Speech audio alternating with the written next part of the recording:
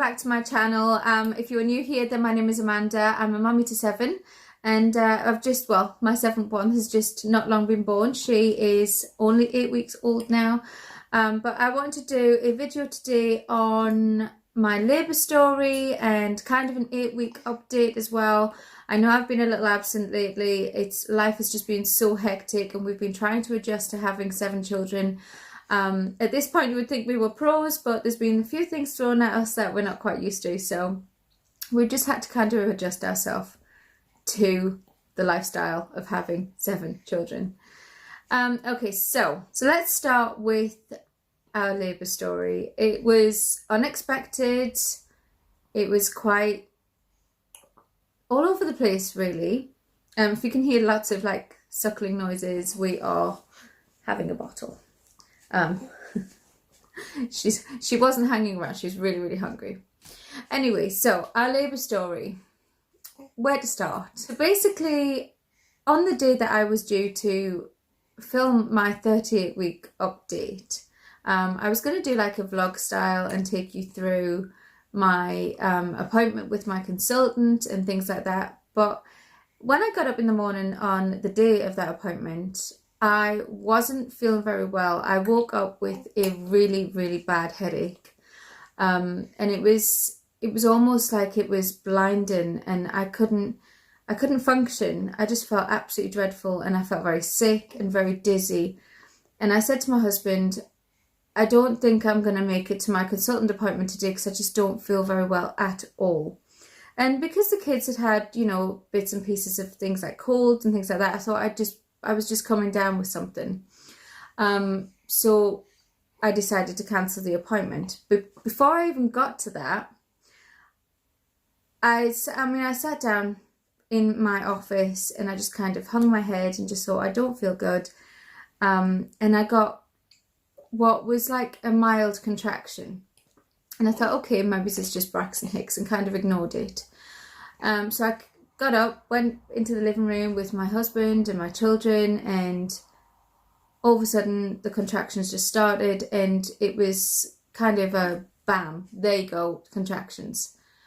And I think it was more related to the stress of how I was feeling, because I was feeling really poorly at that point, and I was really concerned of how I was feeling, and I was having contractions.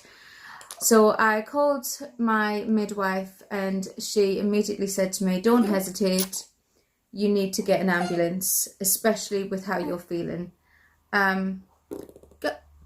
Pardon you? You've guzzled 2 ounces like straight away, kid. Are you hungry? You were a hungry bean, weren't you? So we called for an ambulance, and they were really quick on the mark, actually. I think because of my history, and once my husband had explained that to them, they were here really quickly, and they were prepared. And obviously we mentioned that I was at risk of hemorrhage, and we were also 2 weeks early as well, and we were worried about the size of Harper. We knew she was going to be small. So they were here quite quickly. While we were waiting, my husband ran our kids into school, so they weren't in all of the worry. And it's quite handy really, because the school is literally just across the road from us, so it's a 2-second walk away from my house, and my older 2 can obviously take themselves to school. But when they got here, the contractions were still going, but they weren't as bad. I kind of at that point calmed myself down. And I do think the contractions were more to do with the stress of how I was feeling. And at that point as well, I was more concerned with how ill I felt rather than the contractions. Labour I've done a few times. I know how to handle it. You know, I needed to be in the right place. That's what I was worried about with the labour. But it was how I was feeling. They checked my blood pressure. My blood pressure was monster high, and they said to me, okay, something's going on here, something isn't right. My feet had swelled up, my vision was just all over the place. I felt very sick, and it was just dreadful. So they didn't hesitate. They said, okay, just pardon you, good girl, well done. So they didn't hesitate. They said immediately, right, let's get straight into the ambulance and just get you to the labour ward. and get you seen. I had a cannula in my hand that they'd put in. They had to put a smaller size in because they tried to put the bigger size cannula in, but because I was taking Clexin injections, I just kept bleeding every time they put it in, and it was just immense. There was blood all over my carpet. It was everywhere. But they got it in eventually, and they needed that in before I got in the ambulance just in case I laboured. But the trip there was okay. I mean, the contractions didn't get any worse in the ambulance. It was just a case of my blood pressure was getting higher and higher. So we got there quite quickly. They were really, really impressive paramedics. They were really nice and really professional. So I was really happy to, get to see them and have such beautiful people taking care of me. And they did actually come back later on to see how I was feeling and how I was getting on. But we went to the labour ward and they immediately did an examination, and they said I'm not in active labour, I was just contracting. My cervix was quite tightly closed, so they weren't worried that I was going to labour there and then. But however, they wanted blood tests, they wanted urine samples from me and everything to check everything, and my blood pressure was still climbing at that point. And they said, they're not concerned about me going into labour, they were more concerned about, again, how I was feeling. And because I hadn't at that point cancelled my consultant appointment, they said to me, keep that appointment, just walk down the ward and go and see the consultant in the clinic. So we went down there, and by the time I got to the waiting room in the clinic, I was feeling really, really sick. So I literally had to go and stand by the bathroom door in the waiting room just in case I got unwell. The midwife came back out. She looked at me and she said, okay, the consultant just wants you to come to day AU and we're going to give you a bed there for now. So we went round back to the day assessment unit and they put me in a bed and said, right, there's too much protein in your water. We need to keep an eye on you because your blood pressure is climbing. You have a scan later on this afternoon. You need to go to that. So we sat and we waited a good few hours, and I was given some painkillers for my head and they didn't do very much. The headache was just absolutely blinding. But we went down to have our scan, expected everything to be okay, and the lady said, oh, that's not a head, that's a bum. And obviously the bum was in the wrong place. The bum was at the bottom and the head was at the top. And she said, your baby is breech. And the minute she said that, I totally freaked out, because the one thing that I really, really did not want was a section. I didn't want a C-section. I give all the dues to the women out there that have cesarean sections, but for me, it absolutely terrified me. So we went back around to DAU and she said to me, you have 3 options. You can opt in straight away for a cesarean section the following Monday, or I can have an ECV. Is it an ECV or an EVC? One or the other, where they manually turn the baby around. Or I can deliver my baby breech. Because I've had other children, delivering the baby breech would be easier for me than it would be for first-time mothers, because I'm obviously experienced at labouring. But I did what could possibly be seen as the most stupid thing to do, or the best thing to do, because I wanted to do a bit of research, but I googled it and I did a bit of reading, and the risks attached to delivering a breech baby were they weren't for me. I wasn't prepared to put her at risk for the sake of my anxiety of having a section, so I said no straight away to having the breech delivery. And I said to her, I really, really don't want to have a cesarean section after 6 natural births. So I didn't really know what a manual turning was. I'd never seen it before. didn't really do much research into it. I just said, okay, let's do that one. Let's try. And the midwife said to me, it's not painful. It's pretty straightforward. It either works or it doesn't. And I knew, obviously, if it didn't work, I would have to go in for a cesarean section. And as much as that scared me, you know, at that point, it would be get her out safely. But she said, she went away, she came back and she said to me, the doctor's going to come around tomorrow and they will discuss it. She's done a couple in the past. One's been successful and one hasn't. And they were really, really nice about it. And she said, well, we were going to send you home, but because you're not very well and your blood pressure's still climbing, and bless you, and there is an enormous amount of protein in your urine, we're not going to be sending you home. We're going to keep you here. So I luckily had my labour bags with me, obviously, because we thought maybe I was going into labour. And they gave me a side room. They gave me my own personal room, which was lovely. It was lovely, but I could tell that they were concerned about my health. As nice as they were being, I could tell that something was going on. And I was, instead of under 4 hourly checks, I was under 1 hourly checks. So every hour they were in the room throughout the night. It must have got to about 2 o'clock in the morning and my blood pressure just went absolutely crazy and they couldn't control it. So they were back and forwards to the doctors and she came in and said, right, we're going to medicate. We need to medicate because we can't control your blood pressure. And at that point, I knew immediately what it was. I said to her, she stood at the end of my bed and I said to her, it's pre-eclampsia, isn't it? And she just looked at me with sad eyes and said, yes, it is. You have pre-eclampsia again. So I knew what had to be done. So I was pretty prepared for it. I had medication. They were back and forward, checking me every 2 seconds. And I just waited for the morning to come around so we could see the doctor that was going to be performing the procedure. Yes, hi. Are you smiling at me?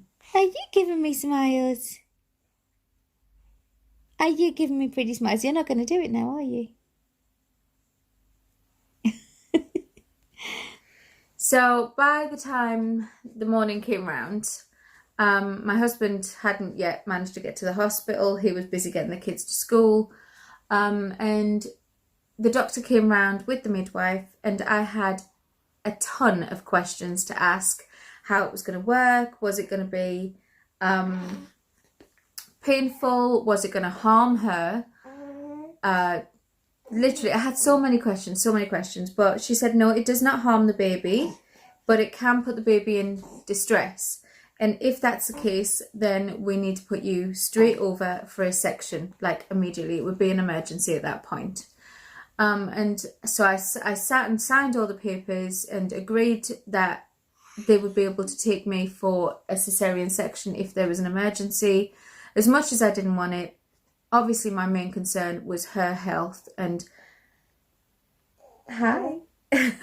and her well-being. That's what was concerning me at that point. I needed her to be okay. And she did say to me, they're not always successful. The smaller the baby, the easier it is. But, you know, there's always a massive chance that it wasn't going to be successful. We discussed, obviously, delivering her breech as well. I wanted the doctor's point of view.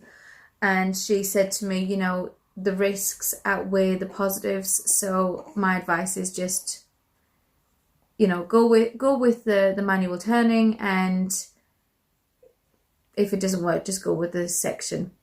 So that's what I decided on. My husband made it there and we sat and waited for the doctor to come and get us. But unfortunately, she went into a emergency situation where she had to do a cesarean for this other lady. Are you talking? Are you talking? Oh, it's just so cute. Yeah, so she went into an emergency, so we had to wait a little longer. And then when she came and got us, she had a gentleman with her. So he was another surgeon. She was a surgeon. He was a surgeon, and they just kind of looked at me and said, okay, let's do this. So we went into a delivery room where she laid me down and she said, okay, so we've made the decision that if this is successful here, we are going to break your waters and induce you because of the pre-eclampsia.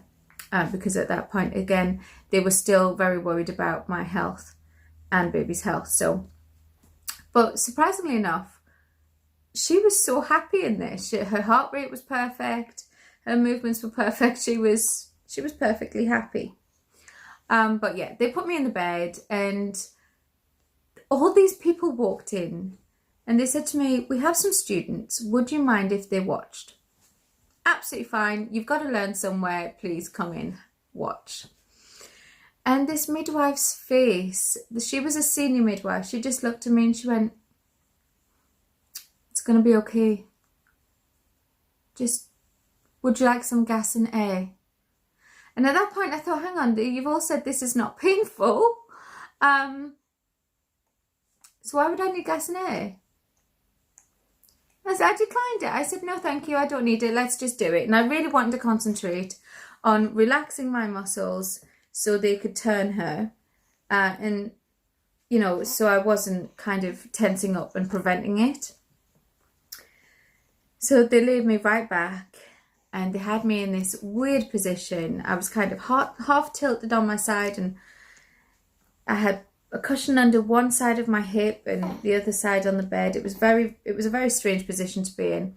But they started and oh my Lord, I'm not going to lie, that was excruciatingly painful. And I had hold of my husband's hand. I actually made my husband bleed. He had blood running down his hand because I had literally gripped onto him with my nails in my hand so tightly that I'd cut into his skin. And they did keep trying to give me gas and air, but I just said, no, I don't want it. I want to concentrate on keeping my stomach relaxed and kind of putting all my power into my hands where I was gripping on my husband and gripping onto the bed so they could do it and it would be successful. But they tried to do it one way and she kind of sprung backwards and she got hooked underneath where my ribs were and her feet were caught in my hip, and that was by far the most painful thing I have ever felt in my life. And they said, okay, let's just stop for a minute, let's catch our breath and we'll try again and we'll go the other way around. So yeah, the doctor kind of dug his fingers under my ribs and pulled her. And I was so concerned and I kept saying, is she okay? Is she okay? Is her heart rate okay? And she was absolutely fine, didn't bother her one bit. And they turned her and she just kind of sprang and her head was down and she slipped straight into engaged and she was there, she was ready, and the pressure all of a sudden was just immense. So I just knew she was ready to be born. And the doctor said, okay, let's scan, let's make sure it's everything, you know, everything's in the right place. So she did. And she said, right, let's break your waters. And all the doctors that weren't needed left the room. The midwife came in with her long water breaking hooky thing and it was just so fast. She broke my waters. I was in a hospital gown and we had everything we needed in the room before I knew it. And my husband was just kind of stood there like completely starstruck. Like he didn't know what to do. I think he felt a bit like a spare part. He didn't really know where to look, what to do. But it was just all so very, very quick. I'm feeling like you have a little bit more wind in there, Missy Girls. Huh, Miss Trumpet Bum? Yeah, I heard you popping away. So yeah, they broke my waters. My contractions at that point were still going, but they were really, really mild. And I was barely feeling them. And as I was sitting, my husband was pulling funny faces. He was pulling really funny faces, and he said to me, "Can you not feel that?" Feel what? I said, "I've got a contraction. Yeah, but it's quite. It doesn't really hurt. It's painful, but it's not hurt. It's not like really, really hurting." And he said, "But the numbers on the scale are like in the hundreds." And the midwife looked at me oddly and she said, "You're really not feeling that? That's really not gonna, you know, you're not hurting." I said, no, I can handle that. Pain I'm good with. So that was quite amusing that they just couldn't believe that I wasn't kind of screaming out. And we were just having a genuine conversation. I was just sitting in the bed talking to my student midwife and my other midwife, and I had a student paramedic there as well who was learning how to deliver babies in an emergency situation. Obviously it wasn't an emergency at that point, but she just had to learn what it was like to deliver a baby. Are you stretching? Oh, big stretch. Yeah, we were just having a general conversation whilst I was contracting. It was just the most bizarre thing. And then my contractions started to slow. So they said, you know, something's not quite right here. We didn't know what was going on. And she said, "You haven't got much water." And I thought, oh, okay, not much water. What does that mean? You know, is she okay? And I kept saying, "You did have more wind." I knew you did. I kept saying, you know, "Is she okay? Does that mean something's wrong?" And she said, "No, I don't think they've broken properly." And what she'd done, she'd actually shifted. She'd shifted her head and kind of moved around, and she'd shifted the membrane and sealed where they had broken the water. You are really hungry. So she'd sealed it up. So they had to break my water again. And I was quite happy for them to do that. Obviously, I didn't want them to keep going in there and causing any infections, but obviously we were labouring, so. What? You are a wiggle bum. So yeah, they did that again. And it was just kind of like Niagara Falls. I feel like I don't know where to put my hair. Kind of like all over the place. But yeah, it was like Niagara Falls at that point. There was a lot of water. And she's like, "Oh, okay, I think we've got it." And my contractions kind of kicked up a bit, and I was getting 2 contractions in every 10 minutes. They just kept saying, "There's 2 in 10, there's 2 in 10. And didn't really get what was, you know, how far apart they were or anything. She just kept saying they're 2 in 10. And we were chatting away, and they started to slow again. "You are guzzling this bottle. What is going on?" But yeah, my contractions started to slow again, and she said, "Okay, so, you know, I don't really know what to do. We might have to bring in a hormone drip." And I really, really didn't want a hormone drip. I had that before with Dylan, and the pain was so much worse with the hormone. So I really didn't want to have it, but if I had to, then obviously I'd, you know, go ahead and have that. Oh! Is there bones in that? Oh, smiles. So at that point I said, "Oh, I really need to go to the bathroom. Can I go to the bathroom?" And my husband came over straight away and he said, "I'll help you." Took me to the bathroom, and I did what I needed to do. I won't give you details of that. But as I stood back up, there was a really loud pop. And when we heard it, immediately my waters just flooded the bathroom. And there was just so much of it, and it just kept going. And the midwife just kind of looked at me through the door like, "Oh, okay, so now they really have gone." So we had to get from A to B to get back onto the bed, which was a picture in itself. We had these big old, I think they're called ink pads that catch your waters and things like that. So they were all over the place. I was trying to get there, but my waters just kept running away from me. It was the most undignified thing in the world, but that's labour. Labour is not dignified. I made it back to the bed, and she said, "Oh, I really think we've got your waters going now." And we were laughing about it. And I felt her head just slip down a little bit further, and my contractions got a bit more painful. And we thought, "Oh, okay, this is good. It's happening." And again, we just sat there having a chat, watching the monitor, seeing what was going on. And the contractions were happening. Again, my husband was standing there going, "Are you really not feeling that?" It was painful, yes, it was painful, but it wasn't kind of in my face painful. It was bearable. So I was just sat having a conversation. While everybody was having a cup of tea, I was sitting there, practically naked.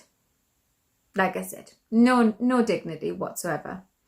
But then again, they started slowing down. And at that point, we were having a midwife changeover because it was kind of mid-afternoon when all this started. So it came to an evening shift. So the midwives were swapping over because we didn't have one midwife throughout the whole labour. It was just, they couldn't have, you know, they had to go home and sleep at some point. So we did the changeover, and I had this lovely midwife called Jade. She was beautiful, and she really gave me everything I needed. And she was so professional as well. And at that point, she said, okay, your contractions have slowed down. I think maybe we should go and discuss with the doctor about getting Pitocin. I was just, at that point, I just thought, no, I don't want it. I really don't want it. But if we have to, we have to. So she went and spoke to a doctor, came back, and she said, okay, we're going to put a hormone drip up. And immediately I said, okay, if you're going to put a hormone drip up, can I please have an epidural? Because I'm very tired at this point, and I just don't think I've got the strength to go through the pain of having a hormone drip. So she arranged that. The man came round. And I was the first person of the evening to have an epidural put in, and he was absolutely lovely. I'd met him before. He had done my epidural with Dylan many years ago. So he sat down and he did what he needed to do. But at one point it went in a little bit wrong, and it sent all of this pain straight into my left hip. And I was really shouting at him, please stop, it's really hurting. And it just, I don't know whether I've got a curved spine or something, but it wasn't kind of matching up where it was supposed to be. And he had to fiddle around a little bit, and he got it in, and I had this strangest feeling down my left leg, and my leg jumped up like he touched something, like a nerve or something, and it made me and my husband laugh, and it wasn't the easiest thing to stay still when you're hysterically laughing. So that was quite amusing. And then he kept asking, what sensation have you got here? What have you got there? Tell me if you've got this. And eventually I had this very hot, warm feeling down both of my legs. And he said, okay, that's what I'm looking for. And I didn't have the epidural where I was completely numb, because nobody wants that. So I still had movement through my legs, but they would just felt heavy and sleepy, that's all.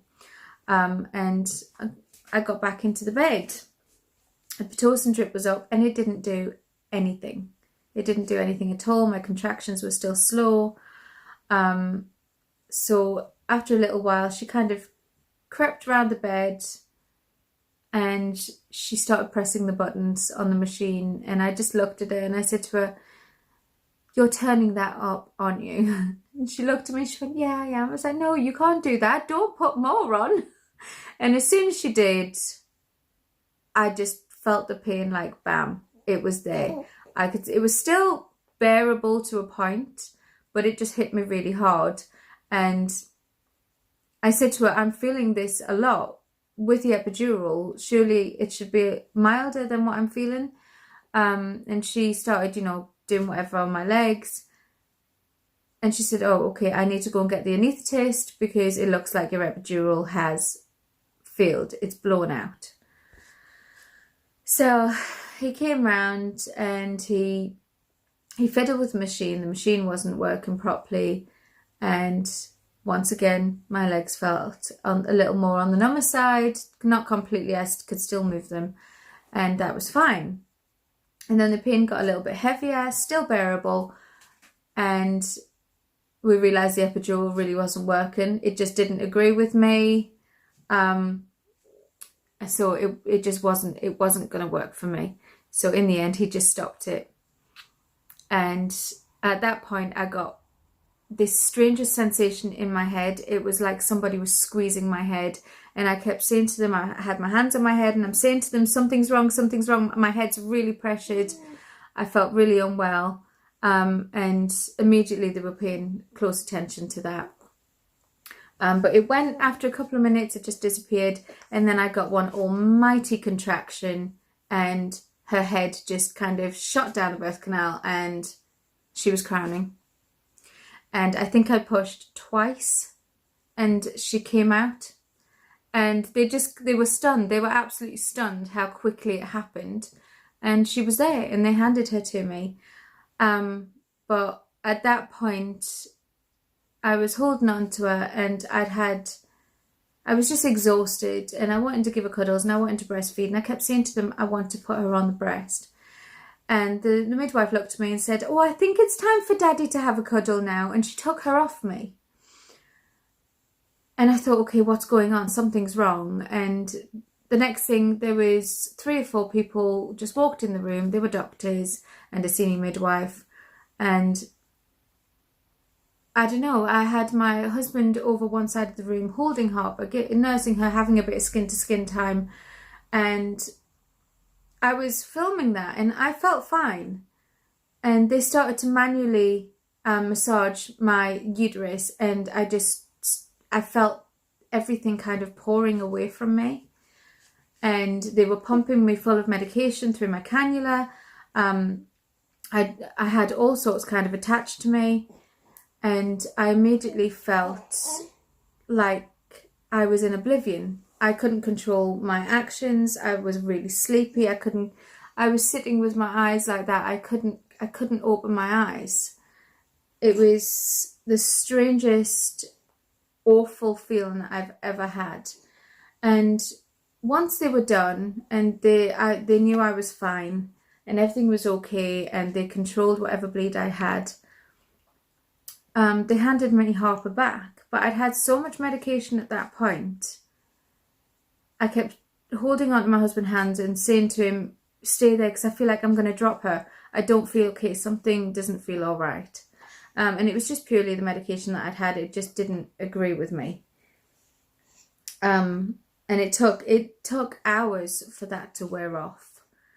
And they were quite happy that, you know, after a few hours, I was fine. Harper was fine. She had her vitamin K injection in her foot while she was on the breast, and she latched so well on the breast.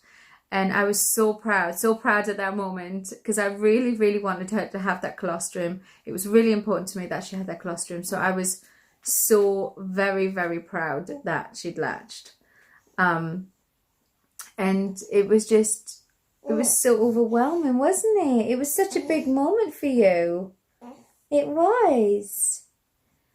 And it was just beautiful. It was really beautiful. And my husband had to leave to go and get the children off my mother. There was only obviously the younger ones, but I knew he was going to be back later. And they said, "Oh no, you get to go home today. You're fine. She's fine. You're fine. You get to go home." And I was so pleased. And we did. We left the hospital at 4 o'clock in the afternoon. I walked myself out of the hospital. And that amazed me. It was like, I didn't even feel like I'd had a baby at that point. I felt like I was just out for a day trip.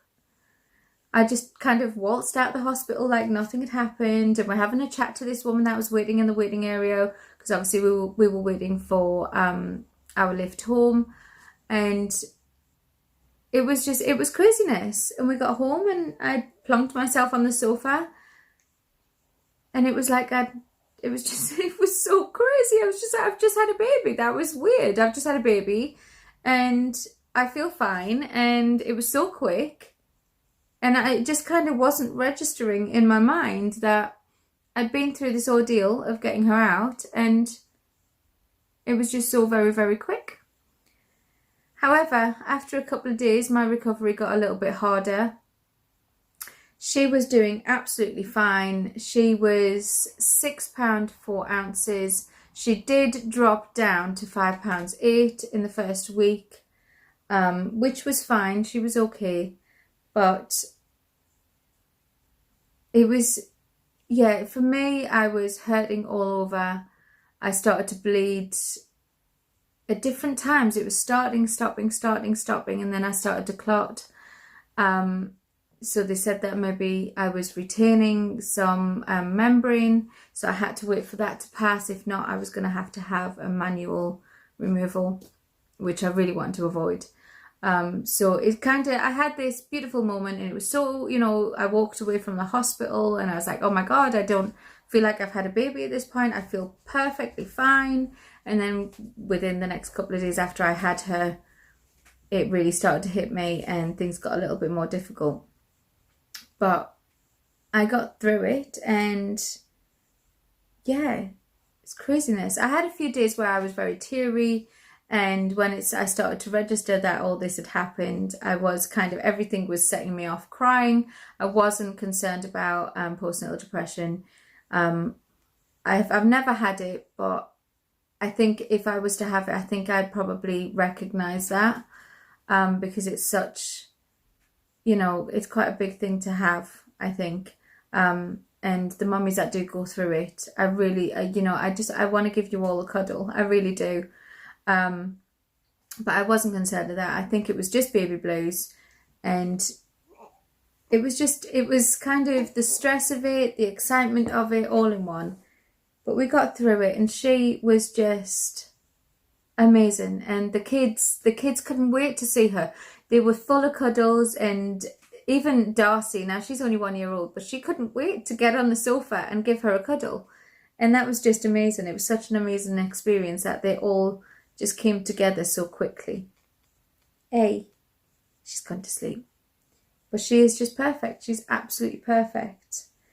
I was going to do, obviously, our 8-week update in this video as well, but it's getting pretty long, and my battery is about to die on my camera or my phone. I use my phone. So I'm going to have to do a separate video for her 8-week update, I think. But she's sleeping. Well, I hope you enjoyed this labour story. I know it was kind of higgledy-piggledy all over the place. But if you did give it, if you did like it, then give it a thumbs up. If you have any questions or comments, then obviously put it in the box below, and I'll get back to you when I can. I'm just so pleased that we're just getting on as a family of 9, and we're all just so happy with her. She's so gorgeous. She's my little ginger ninja. Absolutely perfect. Absolutely perfect. I can't even tell you how perfect she is. But yeah, I hope you enjoyed this video. I do want to do some videos on my other labour stories with my other children, so hold out for that. I might do a story time Sunday, and let you guys know how they went, because some of them are quite hilarious. But I hope you liked this video. Like I said, if you did, give it a thumbs up, and I love you guys. If you haven't already subscribed, then hit that subscribe button. I'm going to stop babbling now. I love you guys. I'll see you in the next video. Bye for now.